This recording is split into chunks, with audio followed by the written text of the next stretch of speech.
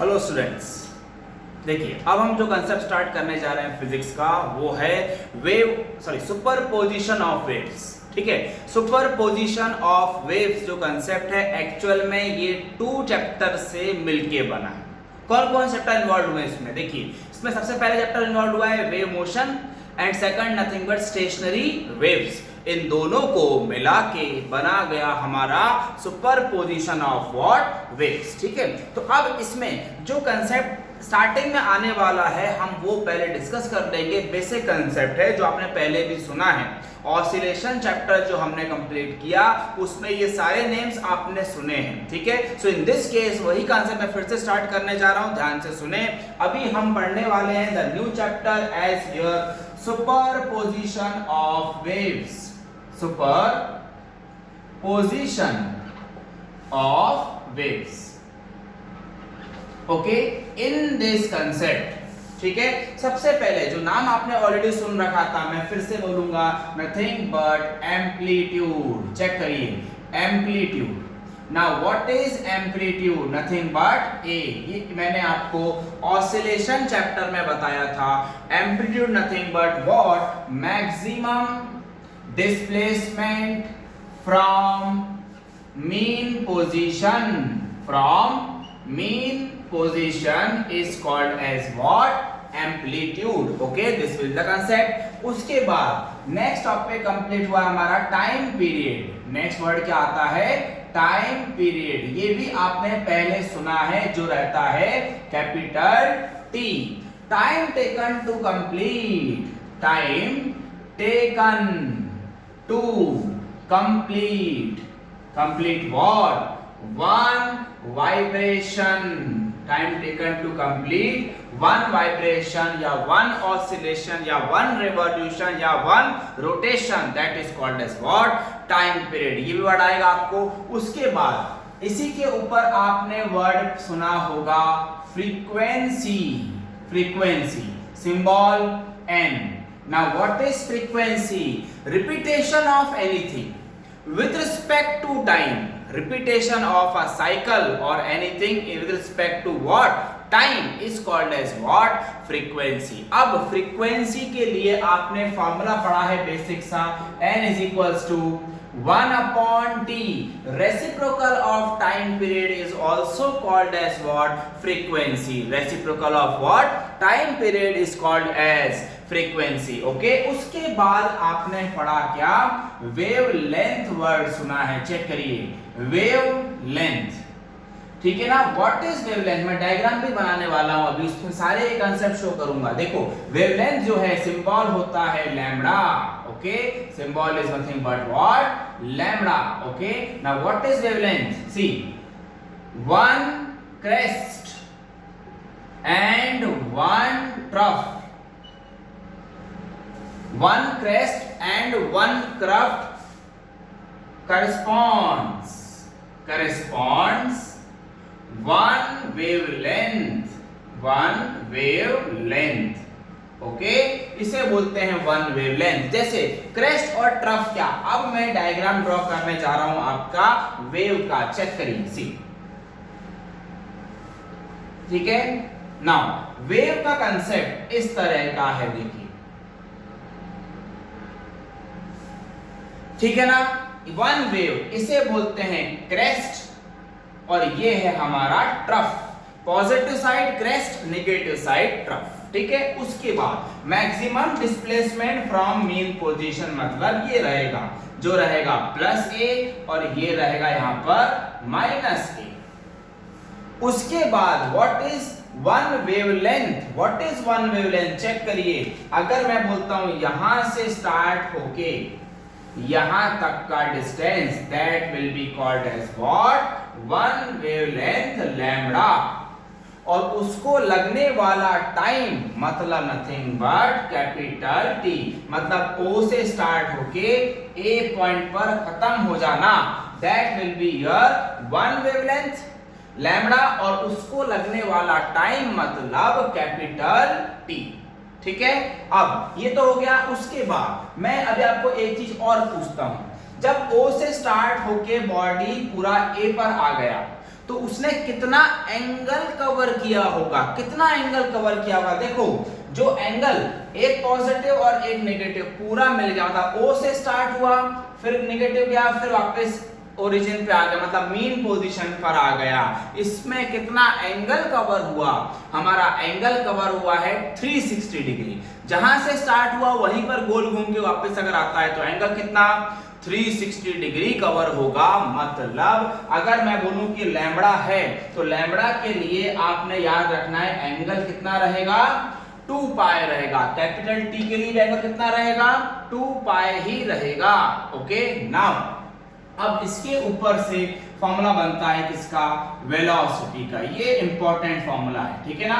What is velocity, सबको पता है, v is equals to velocity nothing but distance या डिस्प्लेसमेंट अपॉन टाइम। ये लिख सकते हैं। Now v will be equals to displacement, check करो मैं डिस्प्लेसमेंट बता रहा हूं कितना, देखो o से स्टार्ट होके a तक गया, कितना डिस्प्लेसमेंट किया है उसने, लैम्बडा। कितना डिस्प्लेसमेंट किया, लैम्बडा का डिस्प्लेसमेंट किया। या मैं एक काम करता हूं, स्पीड इज इक्वल्स टू, वो भी बोल सकते हैं, डिस्प्लेसमेंट अपॉन टाइम कितना लगा, कैपिटल टी। तो मैं यहां से क्या ऐसा लिख पाऊंगा, v is equals to 1 upon t, मतलब n होता है, we can write what n lambda also. ये जो फार्मूला है आगे के कांसेप्ट में यूज होगा। So v equals to what n lambda. ये स्टार्टिंग बेसिक कांसेप्ट है आपके इस चैप्टर के, ठीक है everybody clear. So amplitude, time period, frequency, wavelength and velocity, ये सारे वर्ड्स इस चैप्टर में लगने वाले हैं। अच्छा ये वेव रहेगा, positive negative, okay, one positive मतलब क्रस्ट, नेगेटिव मतलब ट्रफ, ठीक है। क्रस्ट और ट्रफ मिला के वन वेवलेंथ बनेगा। उसके बाद टाइम, उसके लिए डिस्टेंस कितना रहेगा लैम्बडा, टाइम लेंगे कैपिटल टी और एंगल कितना कवर करेगा 2 पाई, ठीक है।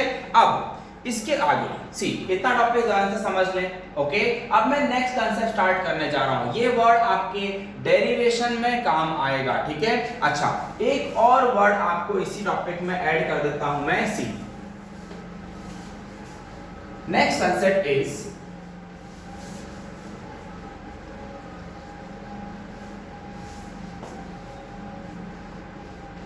सी next concept is simple harmonic progressive wave.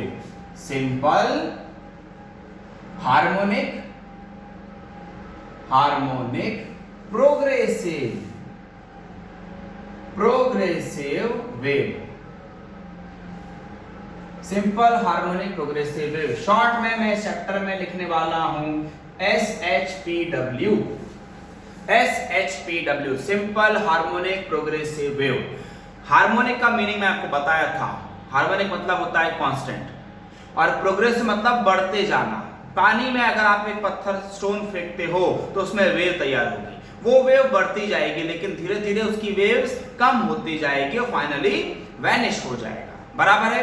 तो वेव्स जो मैं बोल रहा हूं प्रोग्रेसिव मतलब बढ़ते जाना, लेकिन हार्मोनिक अगर लग गया उसमें तो कांस्टेंट वेव होगी, मतलब कांस्टेंटली वो वेव्स बनती ही चली जाएंगी। क्यों, जैसे एग्जांपल देता हूं, आपने पानी में स्टोन फेंका, वेव बनेगी, कुछ टाइम बाद वो वैनिश हो जाएगी।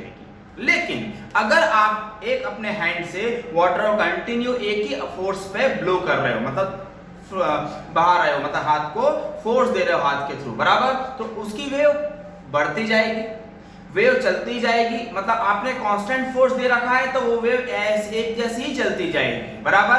That is called as what, progressive wave. And harmonic कब बोलेंगे, जब वो कांस्टेंट स्पीड से मेंटेन करेंगी तब उसे हम बोलेंगे क्या, हार्मोनिक। तो इस चैप्टर में SHPW वर्ड है, ठीक है ना, SHPW वर्ड है, उसमें ऑसिलेशन में SHM वर्ड था, सिंपल हार्मोनिक मोशन था, ठीक है ना। अब यहां ध्यान से सुनना, इस चैप्टर में हमने जब ऑसिलेशन पढ़ा तो ऑसिलेशन का मैंने फर्स्ट डायग्राम इस तरह बनाया था, जो मेरा प्रीवियस वीडियो देखेंगे उन्हें याद आ जाएगा। देखो हमने इस तरह का डायग्राम बनाया था, फिर मैंने इसको इलोंगेट किया था सेकंड केस में, ठीक है। सेकंड केस में हमने इसको इलोंगेट किया था, बराबर। ये मीन पोजीशन था, इसका डिस्प्लेसमेंट मैंने x लिया था, याद करिए। ये ऑसिलेशन का कांसेप्ट है। ऑसिलेशन का कांसेप्ट जब हमने लिया तो ये हॉरिजॉन्टल एक्स एक्सिस पर मोशन था।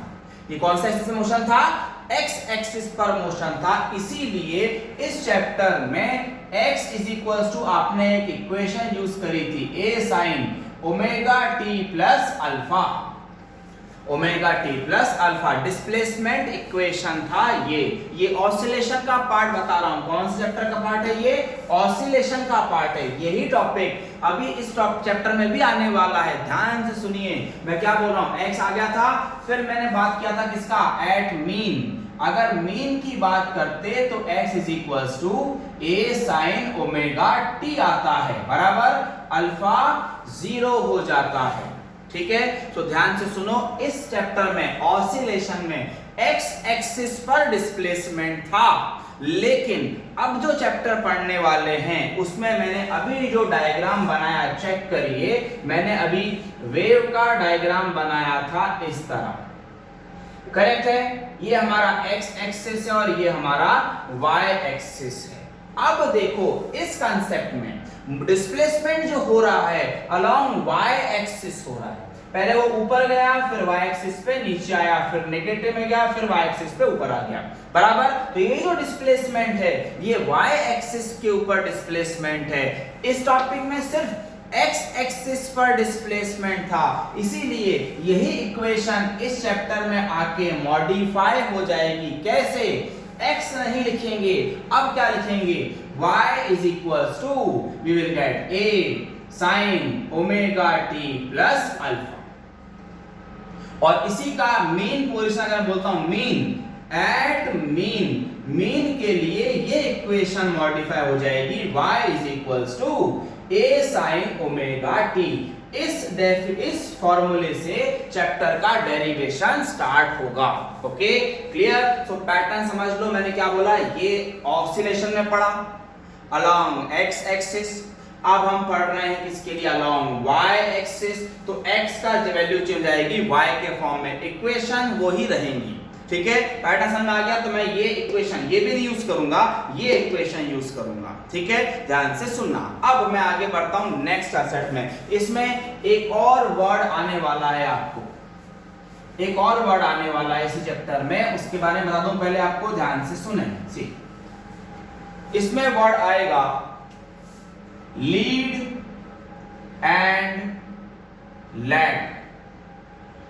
Lead and lag. लीड मतलब सबको समझ में आ गया होगा। लीड करना मतलब लीडर बनना। लीडर जो रहता है वो सबसे सामने रहता है, जो वो बोलता है बाकी सब करते हैं, उसे ही बोलता है लीडर, बराबर। लीड कौन करता है? जिसकी बात सब लोग मान रहे हैं, वो लीडर हो गया। ठीक है, जिसके साथ में सब लोग चल रहे हैं, जिधर वो जा रहा है उधर ही वो दूसरे लोग भी जा रहे हैं, उसे बोलेंगे लीडर, बराबर। ठीक है, सो यही कंसेप्ट मैं यहाँ पढ़ाने वाला हूँ, आपको ध्यान से सुनना। मैं बोल रहा हूँ कि मैं बीच में कहीं तो भी खड़ा हूं ऑन द वे, और एक एंड से, जो वॉल का जो एंड है, यहां से पानी की वेव आने वाली है। यहां से पानी का एक बड़ा सा वेव स्टार्ट होगा एंड से, वॉल के एंड से। एग्जामिन कर लो, इमेजिन कर लो कि आप बैठे हो जहां पर, आपके रूम के एक वॉल के एक किनारे से पानी का एक वेव आएगा, पानी का एक बड़ा वेव आएगा और आप पर टकराएगा। जैसे ही वो आप पर टकराएगा, आप क्या करोगे? पानी के वेव के साथ बहने लगोगे, बराबर।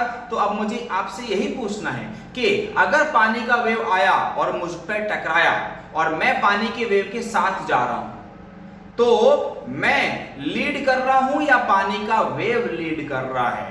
डेफिनेटली वाटर का वेव लीड कर रहा है। क्यों? क्योंकि वो मुझे अपने साथ लेके जा रहा है। मैं आगे खड़ा हूं इसका मतलब ये नहीं है, लेकिन जब वो मुझ पर टकराएगा तो वो मुझे अपने साथ लेके जाएगा, मतलब मैं उसका डायरेक्शन फॉलो करूंगा। इसका मीनिंग क्या हुआ? कि मैं लैगिंग में हूं। लैग मतलब पीछे छूटा हुआ हूं, ठीक है। और लीड कौन कर रहा है? Water wave. पैटर्न समझ में आया? अब इसी कंसेप्ट पर हम अब नेक्स्ट टॉपिक पढ़ने वाले हैं, लीड और लैग का ध्यान में रख के, ठीक है। अब देखो, सी, अब हम पढ़ने वाले हैं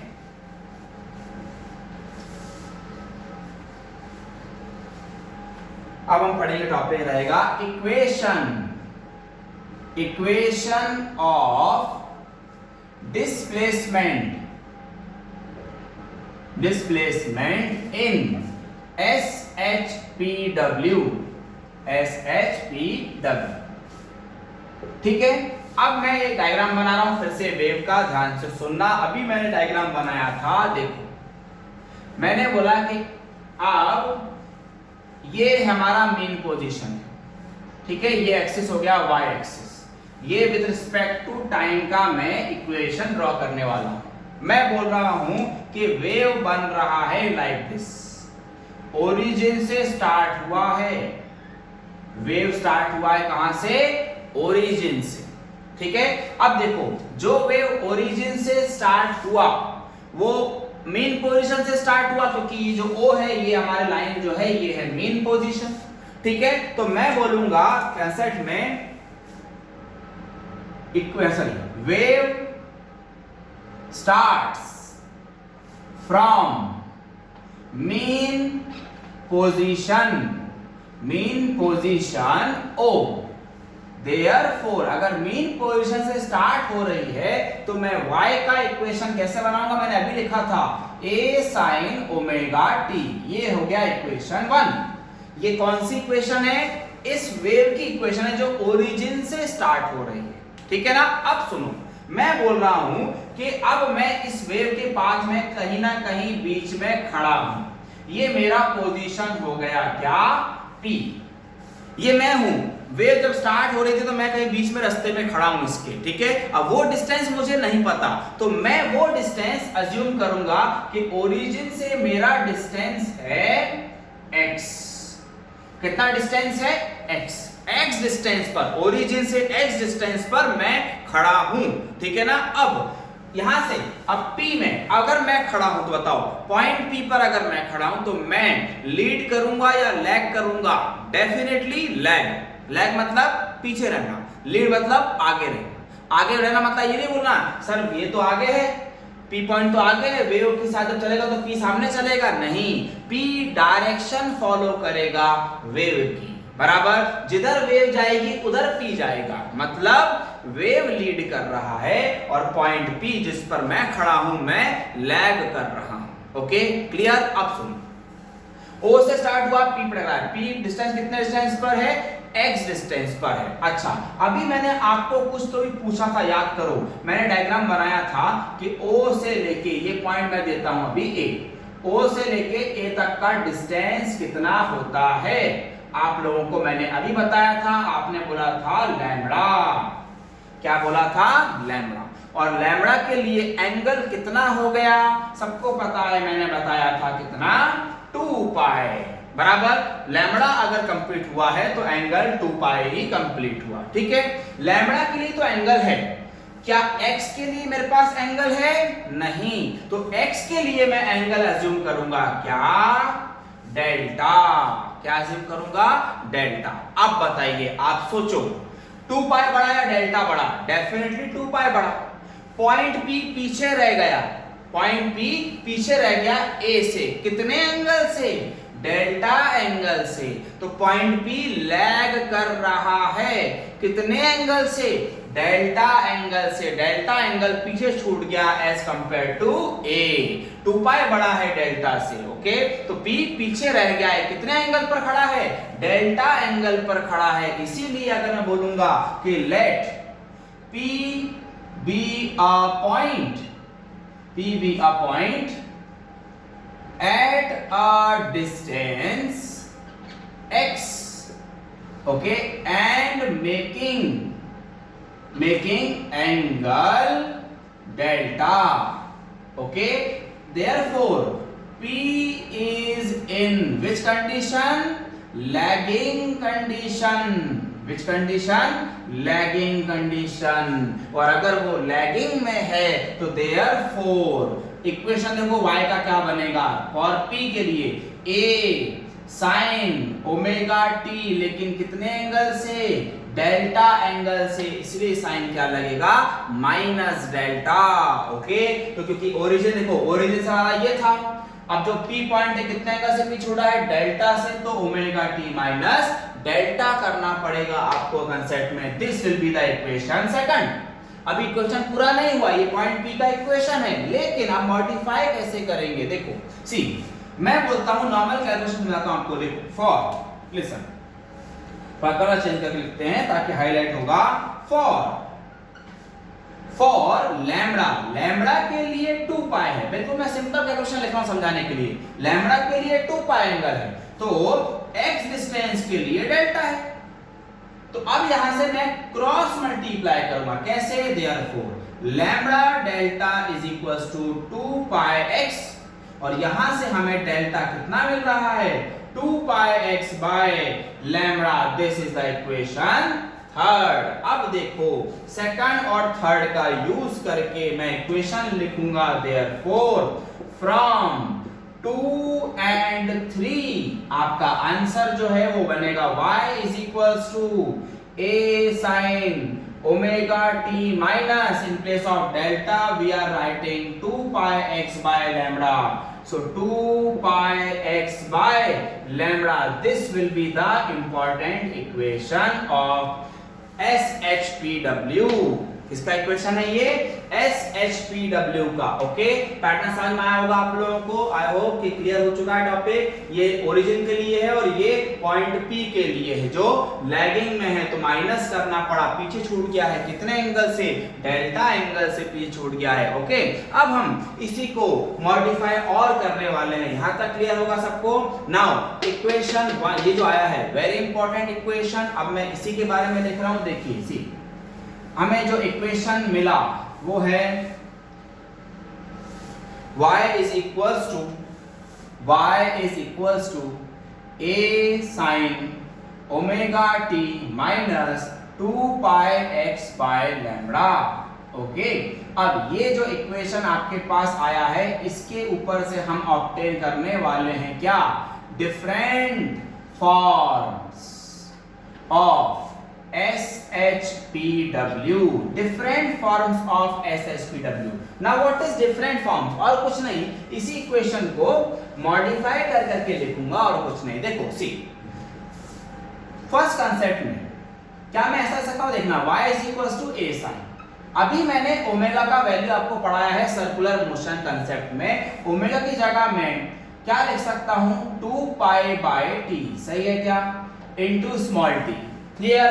ओमेगा की जगह मैंने 2 पाई बाय t लिखा, minus 2 pi x by lambda as it is. ठीक है, यहां से इन दोनों में से कॉमन निकल सकता है 2 पाई, तो y इज इक्वल्स टू बनेगा a sin 2 pi common, formula will be small t upon capital T minus x upon lambda. This is the first form. ये फर्स्ट फॉर्म हो गया। डिफरेंट फॉर्म्स में इसको फॉर्मूले को एडजस्ट करना है। ठीक है, ये तो फर्स्ट फॉर्म हो गया। इसी से हम कंपेयर जो क्या करने वाले हैं? a sin 2 पाई, ठीक है, 1 अपॉन कैपिटल T, मैंने बताया था reciprocal of time period is called as frequency, तो 1 अपॉन T मतलब हो जाएगा n small t minus x upon lambda. Correct? This is the second form. ये हो गया सेकंड फॉर्म। उसके बाद एक फार्मूला और मॉडिफाई कर सकता हूं, ये ब्रैकेट में मैं क्रॉस मल्टीप्लाई करूंगा।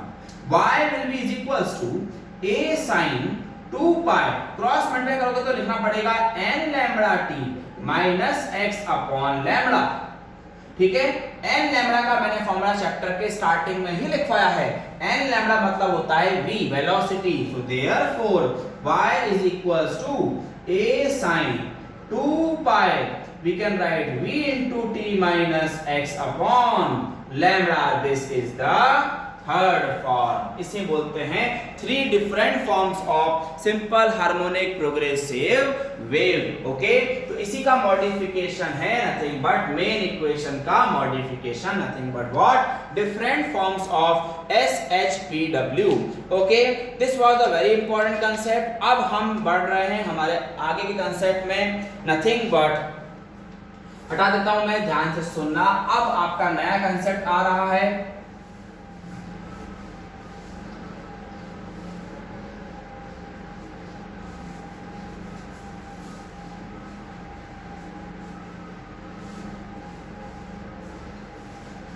हाँ, नेक्स्ट कंसेप्ट आपका आएगा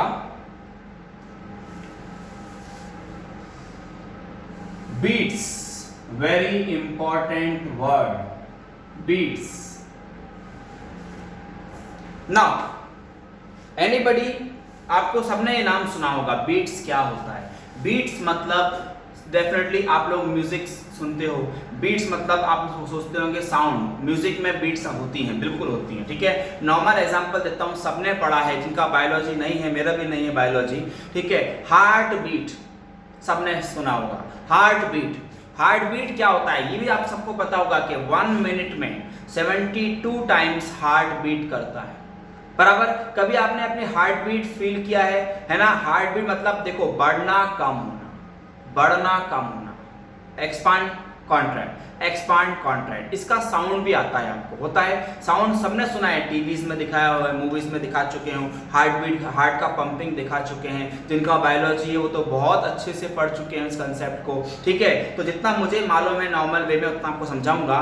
बीट्स मतलब होता है क्या, कभी भी याद रखिए, बीट जब बनाना है, बीट्स प्रोड्यूस करना है, सपोज म्यूजिक के नाम देता हूँ, म्यूजिक में कोई सॉन्ग है, सॉन्ग में बीट्स प्रोड्यूस करना है, तो क्या होता है वहां पर साउंड, 2 साउंड वेव्स को मिक्स किया जाता है। क्या बोल रहा हूं मैं, 2 साउंड वेव्स को मिक्स किया जाता है।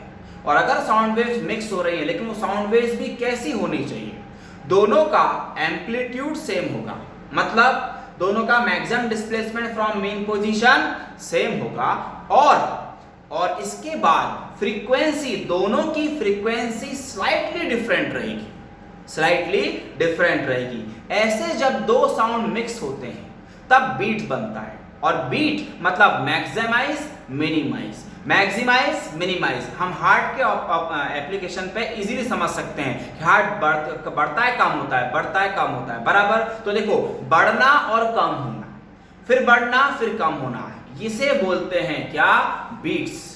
साउंड में भी, म्यूजिक सॉन्ग्स में भी आप लोग जब बीट सुनते हो तो बीट्स कंटिन्यूसली नहीं बजता, बढ़ता कम होता है, बढ़ता है कम होता है, बढ़ता है कम होता है। ये जो कंसेप्ट है इसे बोलते हैं क्या, बीट्स। अब बीट्स तो हो गया, ठीक है, लेकिन बीट्स में ऐसा नहीं बोलेंगे मैक्सिमाइज मिनिमाइज, ऐसा नहीं बोलेंगे। क्या बोलेंगे, उसके लिए वर्ड है waxing waning. Waxing waning, waxing मतलब बढ़ना, वैनिंग मतलब कम होना। ये साउंड नोट में नेम है।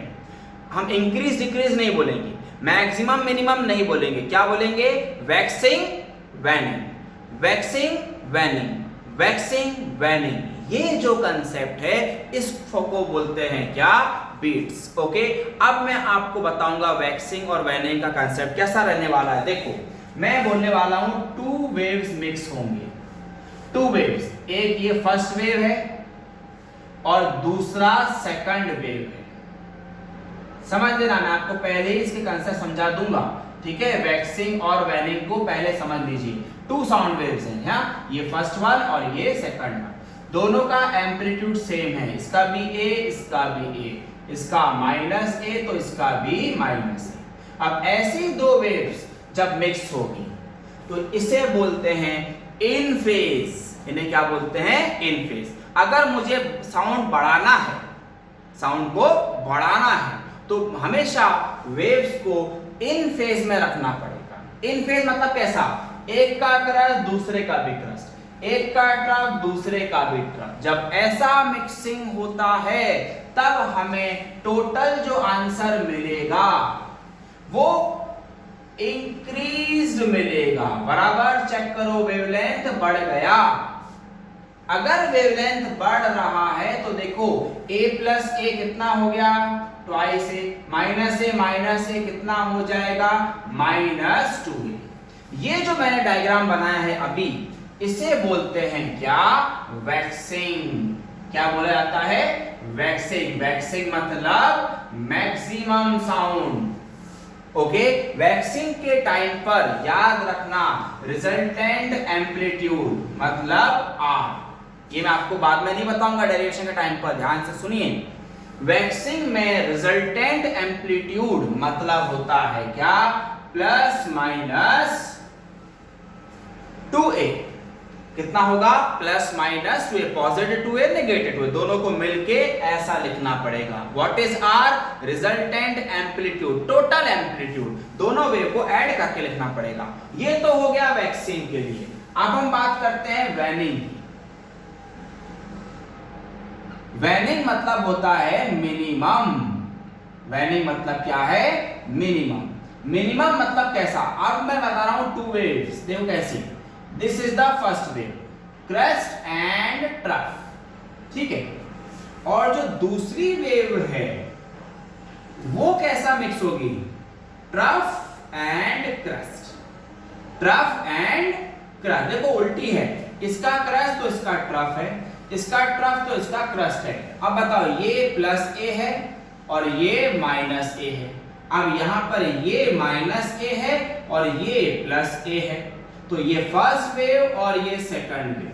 जब ऐसी वेव मिक्सअप होती है तो बताइए रिजल्टेंट एम्पलीट्यूड क्या होना चाहिए, ए माइनस ए कैंसिल कर देगा, माइनस ए प्लस ए भी कैंसिल कर देगा, एम्पलीट्यूड क्या हो जाएगा, कंप्लीटली जीरो ही हो जाएगा, बराबर। तो वैनिंग के लिए रिजल्टेंट एम्पलीट्यूड कितना होता है, जीरो होता है। ये है वैक्सिंग और ये है वैनिंग। अब इस तरह की मिक्सिंग करने पर हमें मिलती हैं क्या, beats. Okay, everybody will remember this, याद रहेगा कंसेप्ट। एक तो ये कंसेप्ट आने वाला है, उसके बाद एक छोटा सा फॉर्मूला मैथ्स का यूज होने वाला है, जिसका फॉर्मूला का लिख देता हूं मैं, sine C plus sine D, this formula. ये फॉर्मूला क्या बोलता है, इस तरह लिखा जाता है, टू टाइम्स पहले आएगा साइन, सी और डी अलग अलग एंगल है, तो आंसर आएगा सी प्लस डी अपॉन में 2। सिंपल फॉर्मूला है, साइन प्लस साइन आ गया तो 2 टाइम्स साइन, एंगल का एडिशन डिवाइड बाय 2 इनटू, फिर से आएगा अब कॉस, पहले साइन आ गया अब आएगा कॉस, पहले एडिशन था अब हो जाएगा subtraction, c minus d by 2। Okay, this will be the answer. ये भी फॉर्मूला इस टॉपिक में, बीट्स टॉपिक में लगने वाला है। ओके, सो बीट कब बनती है, अल्टरनेट वैक्सिंग एंड वेनिंग, पहले मैक्सिमम फिर मिनिमम, फिर मैक्सिमम फिर मिनिमम, तो अल्टरनेट वैक्सिंग फिर वेनिंग, फिर वैक्सिंग फिर वेनिंग, इस तरह का कॉम्बिनेशन हमें देता है क्या, बीट्स। ओके, अब हम डेरिवेशन स्टार्ट कर रहे हैं बीट्स का। पहले आप ये कंसेप्ट देख लें, ये बेसिक कंसेप्ट आपको अभी लगने वाला है टॉपिक में, ध्यान से सुने, ठीक है। अब ना बीट्स में 2 साउंड नोट्स को मिक्स किया जाएगा, ये तो फिक्स हो गया है, इन फेज मिक्स होंगे या आउट ऑफ फेज मिक्स होंगे, दैट्स इट, ठीक है। अब मैं बोल रहा हूं what is beat, alternate waxing and वेनिंग,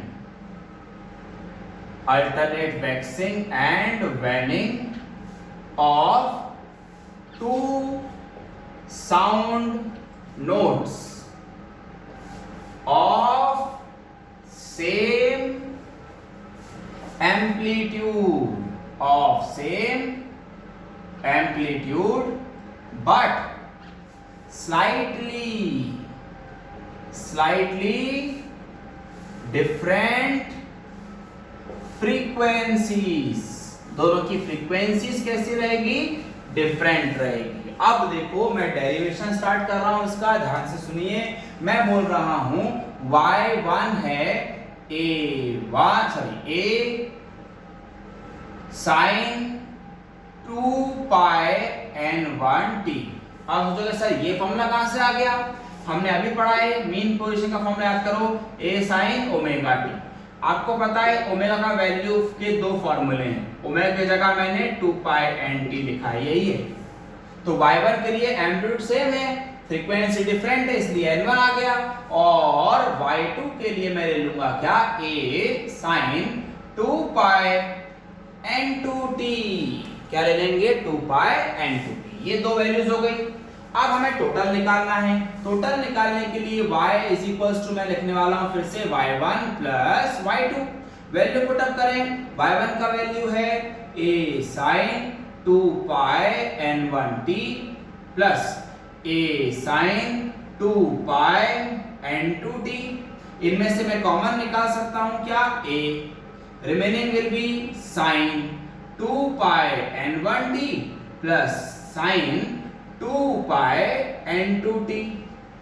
सही है, तो अब हमारे पास वैल्यू है, देखो ये फॉर्मूला आ गया sin c and sin d, दोनों भी एंगल अलग अलग है, इसीलिए यहां पर मैं फॉर्मूला लाऊंगा sin c plus sin d का। कैसे?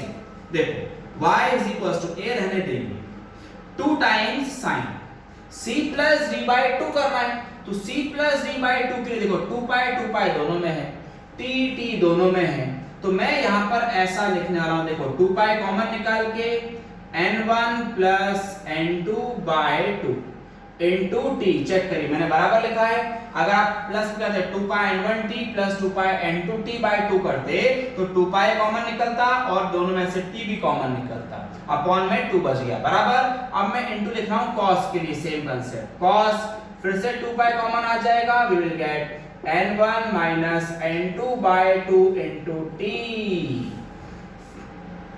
करेक्ट है, ये पैटर्न हो गया। अब हम इसको इसी तरह एक मॉडिफिकेशन में लिख सकते हैं, देखो कैसे, सब मल्टीप्लाइड ही है, तो कैन बी राइट 2a, फिर आएगा देखो पहले मैं cos लिख रहा हूं, cos 2 pi n1 minus n2 by 2 into t।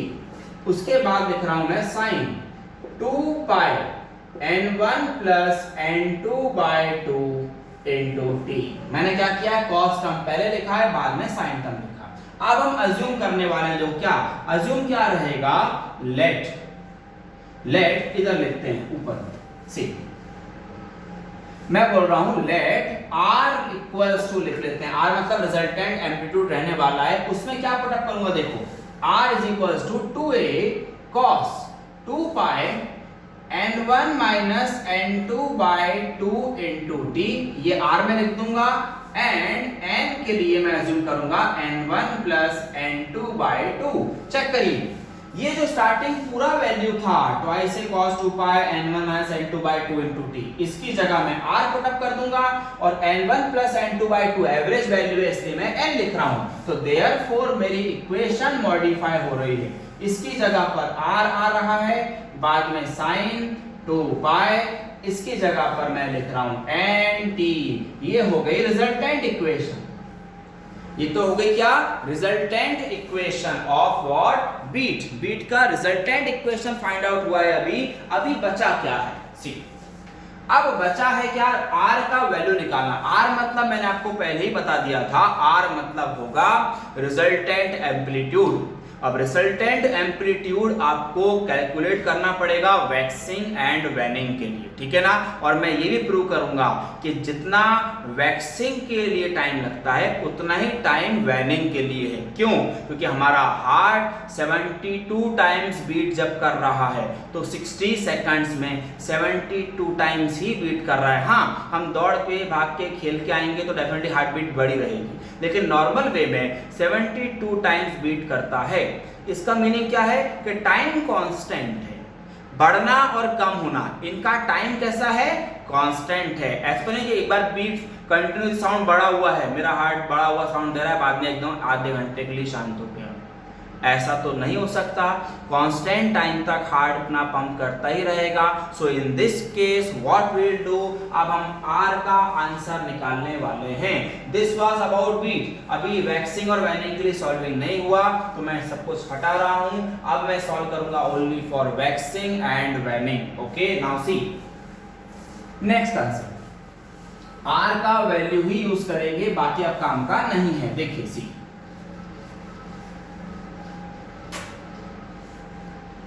अभी भी बीट्स का फॉर्मूला नहीं आया है, ठीक है, तो हमें जो R मिला मैं आपको सिर्फ वही लिख दे रहा हूं।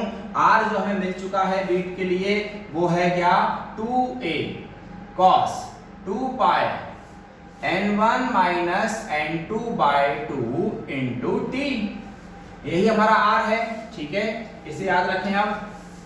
अब हम फर्स्ट कंसेप्ट स्टार्ट कर रहे हैं अभी किसके लिए, वैक्सिंग के लिए। जैसा वैक्सिंग सॉल्व होगा उसी तरह वैनिंग भी सॉल्व होगा, तो ध्यान से सुने। वैक्सिंग समझ गया, मतलब वैनिंग का भी डेरिवेशन सेम है, ठीक है। अब जैसे बोलता हूं वैक्सिंग में मैंने आपको बताया था कि R का वैल्यू प्लस माइनस 2a है। वैक्सिंग में दोनों एम्पलीट्यूड ऐड हो जाते हैं, positive a and negative a वाले, ठीक है, तो प्लस माइनस 2a मिलता है। तो अब हम पुटअप कर रहे हैं, देखो कैसे, R का वैल्यू यूज करो, R तो हमारे पास ये है twice a cos 2 pi n1 minus n2 by 2 into T is equal two plus minus 2a। अब ये 2a और ये 2a कैंसल होगा, तो वैल्यू बना हमारा क्या, cos 2 pi n1 minus n2 by 2 into T is equal two plus minus 1 मिला। अब ये cos को मैं उस साइड लिखूंगा तो cos इनवर्स बनेगा। तो अभी हमारा इधर साइड में LHS में यही बचा, twice n1 minus n2 upon 2 into T is equals to cos inverse plus minus 1। अब ये 2 और ये 2 मैं कैंसिल कर दूंगा। अब देखिए क्या क्या बच गया, सिर्फ pi times n1 minus n2 into T equals to cos inverse. cos में +1 और -1 कौन कौन से एंगल के लिए आता है मैं आपसे पूछ रहा हूं। +1 आता है 0 के लिए, बाद में -1 आता है पाई के लिए, फिर आता है 2 पाई, फिर आता है 3 पाई एंड सो ऑन। ऐसा ही है, 0 के लिए 1, पाई के लिए -1, 2 पाई के लिए 1, 3 पाई के लिए -1 एंड सो ऑन, बढ़ता ही जाएगा। तो ये वो एंगल्स हैं जिसके लिए cos में +1 और -1 आता है। ठीक है, अब हम आगे बढ़ते हैं। अब पाई है, ये सारी वैल्यूज हैं इसी की हैं। अब हर एक वैल्यू को मैं पाई से डिवाइड कर दूंगा क्योंकि हर एक वैल्यू का अपॉन में पाई जाएगा। इसके बाद आंसर बन जाएगा n1 minus n2 into T is equal to 0 upon pi 0, pi upon pi 1, 2 pi upon pi 2, 3 pi upon pi 3 and so on. सही है। अब मैं यहां से इसी फॉर्मूले से मैं स्मॉल टी का लिखूंगा, मतलब n1 माइनस n2 हर एक वैल्यू के नीचे जाएगा। ये इंडिविजुअल वैल्यूज हैं, इन सारी वैल्यूज का आंसर एक ही इक्वल है, तो ये n1 माइनस n2 हर एक वैल्यू का अपन में लिखो। तो मैं निकाल रहा हूं स्मॉल टी। स्मॉल टी देखो पहला वैल्यू लिखेगा 0 अपॉन n1 माइनस n2, तो 0 ही रहेगा। Second 1 upon n1 minus n2, next 2 upon n1 minus n2, next 3 upon n1 minus n2 and so on. सही है, पैटर्न समझ में आ गया। तो अब आपको बता रहा हूं ये कौन से टाइम है। ये 0 सेकंड पहला टाइम जिस पर बीट सुनाई थी, ये है दूसरा टाइम जिस पर सेकंड वैक्सिंग आया, ये है वो टाइम जिस पर third waxing, fourth waxing and so on. मतलब ये वो टाइम पीरियड है जब वैक्सिंग सुनाई दिया, मतलब मैक्सिमम साउंड सुनाई दिया। पहला वैक्सिंग 0 पे हुआ, दूसरा वैक्सिंग 1 अपॉन, तीसरा waxing 2 upon, 3 upon and so on. तो अब मैं क्या फाइंड करने वाला हूं, देख लो, time period between two successive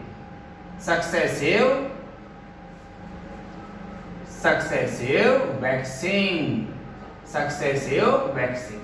मतलब अब मुझे बिटवीन 2 सक्सेसिव वैक्सिंग का टाइम पीरियड, फर्स्ट वैक्सिंग 0 पे हुआ, सेकंड वैक्सिंग 1 अपॉन पे हुआ, तो इन दोनों के बीच का टाइम इंटरवल फाइंड कर रहे हैं। तो कैसे करेंगे, बड़े में छोटा माइनस, मतलब 1 upon n1 minus n2 minus 0, तो कितना आंसर आ रहा है 1 अपॉन n1 माइनस n2। आप बाकी भी देख लो, 2 अपॉन बड़ा है या 1 अपॉन बड़ा है, डेफिनेटली 2 अपॉन बड़ा है। बड़े में छोटा माइनस करोगे फिर से 1 अपॉन ही मिलेगा, 3 माइनस 2 करोगे फिर से 1 अपॉन n1 माइनस n2 ही मिलेगा। मतलब बिटवीन 2 सक्सेसिव वैक्सिंग टाइम कितना रहता है 1 अपॉन n1 माइनस n2। तो यहां से ये प्रूव हुआ कि कैपिटल T है 1 upon n1 minus n2।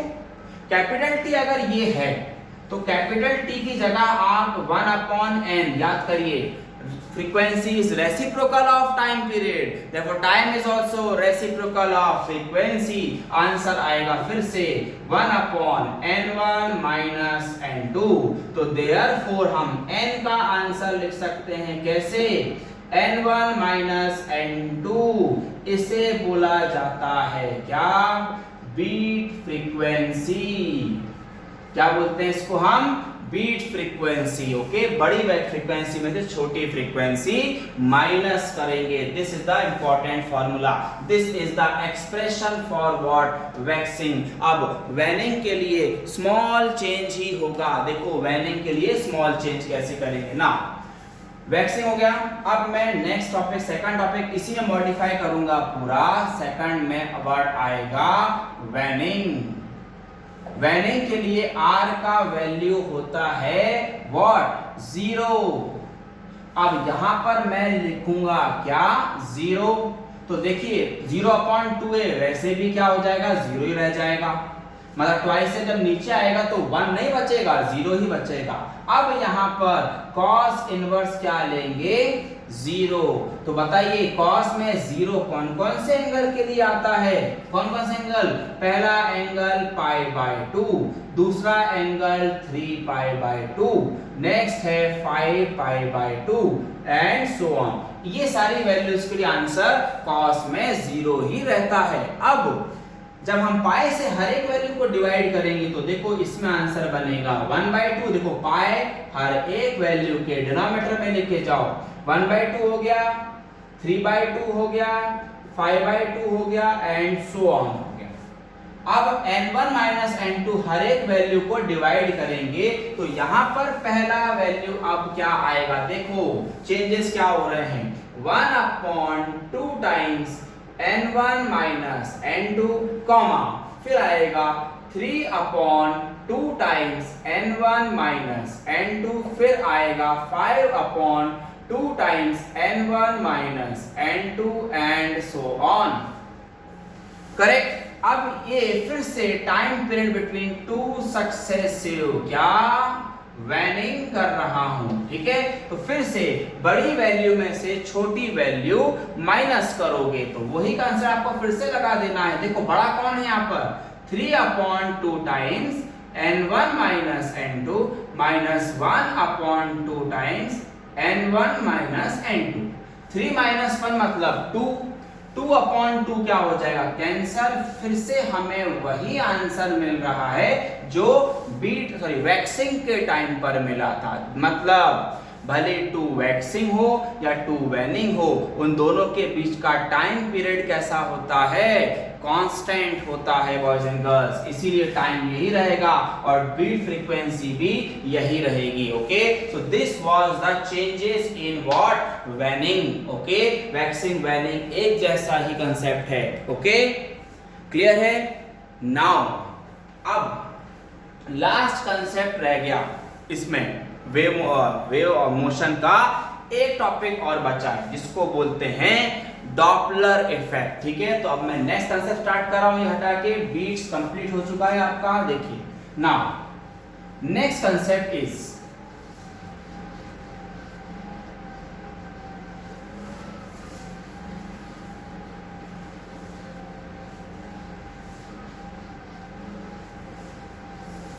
next concept is Doppler effect. Doppler's effect in sound। In sound भी होता है और इन लाइट भी होता है, इसलिए मैं लिख रहा हूं Doppler's effect in sound। देखो डॉपलर ने बहुत सिंपल सा कंसेप्ट समझाया। एक्चुअल में ये कुछ न्यू नहीं है, लेकिन हम लोग ध्यान थोड़ी देते हैं इतना। ठीक है ना, साइंटिस्ट का काम है ध्यान देना और फॉर्मूले बनाना। ठीक है, तो देखो मैं अगर आपको नॉर्मली पूछ रहा हूं, जैसे आप ट्रेन का प्लेटफॉर्म इज एक सिंपल सा एग्जांपल है इसका। ठीक है, आप प्लेटफॉर्म पर खड़े हैं। ठीक है, और प्लेटफॉर्म पर खड़े हैं और आपके तरफ ट्रेन आ रही है। करेक्ट। ठीक है, सो इन मोशन अगर ट्रेन आपके तरफ आ रही है तो आपको क्या फील होगा कि साउंड बढ़ रहा है। साउंड बढ़ रहा है, धीरे धीरे साउंड इज इंक्रीजिंग। करेक्ट है। और जैसे ही आपके पास ट्रेन आके अवे निकल जाएगी तो आपको क्या फील होगा कि हॉर्न का साउंड कम हो रहा है। बराबर, मतलब आपने क्या सोचा कि जब ट्रेन मेरे पास आ रही थी तो साउंड बढ़ता हुआ नजर आ रहा था, मतलब साउंड की फ्रीक्वेंसी बढ़ रही थी। लेकिन जब वो अवे गया तो साउंड की फ्रीक्वेंसी कम हो रही है। बराबर, तो आप फ्रीक्वेंसी में चेंज ऑब्जर्व करोगे। आप फ्रीक्वेंसी में क्या ऑब्जर्व करोगे? चेंज। ठीक है, लेकिन ये बताइए क्या एक्चुअल फ्रीक्वेंसी चेंज है? जैसे मैंने बोला मार्केट से परचेज किया और हॉर्न आपने अपने बाइक में लगाया, तो अब बताओ क्या वो हॉर्न वेरिएबल साउंड प्रोड्यूस करेगा? नहीं, वो साउंड तो कांस्टेंट ही प्रोड्यूस करता है। बराबर, मतलब हॉर्न की फ्रीक्वेंसी तो कांस्टेंट है, उसकी खुद की एक्चुअल फ्रीक्वेंसी कांस्टेंट है, लेकिन मोशन की वजह से हमें क्या लगता है कि साउंड बढ़ रहा है और कम हो रहा है, बराबर। तो जो हम फील करते हैं, जिस फ्रीक्वेंसी को हम फील करते हैं कि ट्रेन मेरे पास आ रही थी हॉर्न बजाते हुए तो मुझे साउंड बढ़ा हुआ नजर आया, उसकी फ्रीक्वेंसी ज्यादा है, और जब वो अवे चली गई तो उसकी फ्रीक्वेंसी कम हो गई, ठीक है। तो ये जो हम ऑब्जर्व कर रहे हैं that is called as what, apparent frequency. उस फ्रीक्वेंसी को क्या बोला जाता है, apparent frequency. The frequency which is observed by the observer is called as apparent frequency, okay. लेकिन याद रखिए एक्चुअल फ्रीक्वेंसी कभी भी चेंज नहीं होता, actual frequency of the sound change नहीं होती, हमें अपैरेंट फ्रीक्वेंसी चेंजेस नजर आते हैं, ओके। सो इसी के ऊपर से एक फॉर्मूला बनाया गया, देखो कैसे। सी डॉपलर इफेक्ट ने फॉर्मूला दिया n dash is equals to v plus minus vo upon v minus plus vs times of n। ये जो फॉर्मूला था इसमें ये नोटेशंस किसके हैं, क्या क्या है, मैं आपको लिख के बताता हूं। देखो इसमें से अब आपको बोलता हूं n डैश जो है वो है अपैरेंट फ्रीक्वेंसी। वो क्या है, अपैरेंट फ्रीक्वेंसी जो हम ऑब्जर्व करते हैं। स्मॉल n जो दिख रहा है वो है एक्चुअल फ्रीक्वेंसी ऑफ साउंड, जो चेंज नहीं होती, ठीक है, कांस्टेंट रहती है। v मतलब होता है क्या, velocity of sound in air, velocity of sound in air, okay. उसके बाद ये भी वैल्यू कांस्टेंट होता है 340 मीटर पर सेकंड, ये भी चेंज नहीं होता। क्यों, मीडियम तो एयर ही है ना, ट्रेन आ रही है और जा रही है, कौन सा मीडियम है, एयर मीडियम है। उसके बाद what is VO, VO is nothing but what, velocity of observer, मतलब जो ऑब्जर्वर कर रहा है उसकी वेलोसिटी। हो सकता है ना कि ऑब्जर्वर भी ट्रेन की तरफ भाग रहा हो तो वेलोसिटी ऑब्जर्वर आ जाएगा, ऑब्जर्वर ट्रेन से आगे जा रहा है तो वेलोसिटी ऑफ ऑब्जर्वर फिर से आ जाएगा। अब और vs जो है वो है velocity of source of sound, source of sound. तो ये हैं उसके पैरामीटर्स इस फॉर्मूले के जो आपको यूज होने वाले हैं, ध्यान से सुनना। अब मैं इसके ऊपर कुछ केसेस सॉल्व करूंगा, वेरी सिंपल केसेस है। जैसे अभी मैंने जैसे बोला ये प्लस माइनस और ये माइनस प्लस होना जरूरी है, ऊपर प्लस माइनस नीचे में माइनस प्लस, ठीक है। ध्यान से सुनना मैं क्या बोलूंगा। फर्स्ट केस में लेता हूं, देखो ऑब्जर्वर इज स्टेशनरी, मीनिंग समझिए, observer is stationary and source is in motion, source is in motion, ये पहला कंसेप्ट है। जैसे ऑब्जर्वर, मैं प्लेटफॉर्म पर खड़ा हूं और ट्रेन मोशन में है, प्लेटफॉर्म पर खड़ा हूं और ट्रेन मोशन में है, ठीक है ना। तो वो सोर्स मोशन में, ऑब्जर्वर रेस्ट में है। अगर मैं रेस्ट में हूं तो मेरी वेलोसिटी क्या हो गई इस केस के लिए, वेलोसिटी मेरी कितनी हो गई, फिक्स हो गई, 0 हो गई, बराबर। लेकिन अब ट्रेन मोशन में है तो ट्रेन का मोशन दो टाइप का होगा, मेरे पास आएगी या मेरे से अवे जाएगी। सो इन दिस केस आएगी तो साउंड बढ़ाएगी, जाएगी तो साउंड कम करेगी। तो इसलिए हम इसमें भी दो केस सॉल्व करेंगे।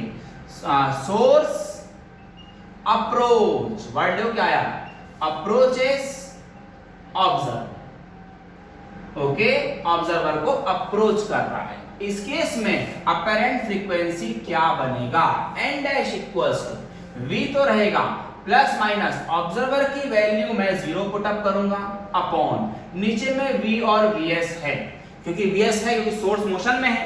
अब बताओ अप्रोच हो रहा है, अप्रोच। अब आप लोग सोचेंगे कि साइन कौन सा दें, देखो मैंने n भी लिख दिया, लेकिन इन नेगेटिव पॉजिटिव में से कौन सा साइन यूज करूं आपको मैं बता रहा हूं। अगर मैं बीच में प्लस यूज कर दिया तो प्लस अगर यूज करता हूं, चेक करो, न्यूमरेटर से डिनोमिनेटर बड़ा हो गया, क्योंकि न्यूमरेटर में सिर्फ v है, डिनोमिनेटर में v प्लस vs है, तो डिनोमिनेटर बड़ा हो रहा है न्यूमरेटर से। फ्रीक्वेंसी बढ़ानी है कि कम करनी है? बढ़ानी है ना। अगर बढ़ानी है तो डिनोमिनेटर को छोटा करो। डिनोमिनेटर इस केस में देख लो न्यूमरेटर से छोटा हो गया। v ऊपर में v है और नीचे में v में से vs माइनस हो रहा है। अगर न्यूमरेटर ग्रेटर देन डिनोमिनेटर है तो ये फ्रीक्वेंसी बढ़ी हुई नजर आएगी। क्यों? न्यूमरेटर इनटू n होगा ना, वैल्यू इनटू n होगा तो फ्रीक्वेंसी बढ़ी हुई नजर आएगी। बराबर अप्रोच हो रहा है, सोर्स टुवर्ड्स आ रहा है तो फ्रीक्वेंसी बढ़नी चाहिए, और बढ़नी चाहिए तो यहां पर माइनस साइन यूज करेंगे। ये पहला केस हो गया। तो आप सेकंड केस में क्या करते हैं? सेकंड में बोलूंगा source move what away from what observer. अगर ऐसा लिखता हूं तो n dash is equal to, आप बताओ, अगर अवे जा रहा है तो हमें फ्रीक्वेंसी कम नजर आएगी, कम होती हुई नजर आएगी। इसका मीनिंग क्या है कि फ्रीक्वेंसी कम करना है तो v ऊपर है तो नीचे में v प्लस vs करना पड़ेगा टाइम्स ऑफ n। इसका meaning numerator is less than denominator. अगर लेस है तो हम क्या बोल सकते हैं? बताओ, अपरेंट फ्रीक्वेंसी डिक्रीज हो जाएगा। This was the first case of this concept. ठीक है, अब इसका उल्टा करते हैं। बी ऑप्शन में मैं लेता हूं क्या? Source is stationary. देखो वर्ड क्या ले रहा हूं, source is stationary and observer is in motion. Observer motion में, सोर्स स्टेशनरी मतलब vs तो जीरो हो गया। अब जब vs जीरो हो गया है तो ऑब्जर्वर मोशन है, मतलब मैं ट्रेन के टूवर्ड्स भाग सकता हूं, मैं ट्रेन से अवे भाग सकता हूं। इसका मीनिंग फर्स्ट केस में मैं बोलूंगा क्या? Observer approaches source. ओके, और सेकंड केस में बाद में बताऊंगा। तो यहां पर अब बताइए, अप्रोच हो रहा है, अप्रोच हो रहा है तो डेफिनेटली फ्रीक्वेंसी बढ़ानी है, अपरेंट फ्रीक्वेंसी बढ़ाना है। तो देखो v और यहां पर VOB है, तो इन दोनों के बीच में प्लस या माइनस साइन यूज करेंगे? प्लस यूज करेंगे, क्योंकि न्यूमरेटर बढ़ाना है। और डिनोमिनेटर में v माइनस प्लस vs तो ऑलरेडी जीरो है टाइम्स ऑफ n। अब चेक कर लो, न्यूमरेटर फिर से डिनोमिनेटर से बड़ा हो गया तो इन दिस केस अपरेंट फ्रीक्वेंसी बढ़ जाएगी। सेकंड केस में मैं बोलता हूं क्या? Observer move away from source. अगर अवे जा रहा है तो अपरेंट फ्रीक्वेंसी को कम करना पड़ेगा। कम करना है तो देखो कैन बी से v और VO और अपॉन में सिर्फ v टाइम्स ऑफ n है। अब यहां पर मैं प्लस यूज करूं या माइनस यूज करूं? डेफिनेटली माइनस करूंगा। क्यों? Numerator should be less than denominator, क्योंकि अवे जा रहे हो तो अपरेंट फ्रीक्वेंसी कम होना चाहिए। देयरफॉर ये हो गया आपका सेकंड केस। कब? जब source and observer are in motion. Source and observer are in motion, correct है। अब एक केस और बता देता हूं आपको इसी के ऊपर में। देखिए, source and observer, source and observer, देखो मैं लिखने वाला हूं, source and observer both are at rest. इसका मीनिंग समझिए। अब ये है सी ऑप्शन। इस ऑप्शन में क्या चेंजेस होंगे? देखो, source and observer both are in rest. अगर दोनों भी रेस्ट में हैं तो VO और VS जीरो हो गया। ना ऑब्जर्वर मोशन हो रहा है ना सोर्स मोशन हो रहा है, मतलब प्लेटफॉर्म पर ट्रेन खड़ी है, हॉर्न ब्लो कर रही है और मैं भी प्लेटफॉर्म पर खड़ा हूं और मैं सुन रहा हूं। ऐसे केस में क्या होगा? देखो, n dash equals to v plus minus zero हो जाएगा, v माइनस प्लस जीरो हो जाएगा टाइम्स ऑफ n। अब v और v यहां पर कैंसिल होके n dash is exactly equals to what? n, मतलब apparent frequency will be equal to actual frequency। दोनों भी सेम रहेंगे अगर दोनों भी रेस्ट में हैं तब। क्लियर? याद रहेगा, this was all about the Doppler effect of sound, boys and girls. Okay, so this was the part of wave motion in superposition of waves. Okay.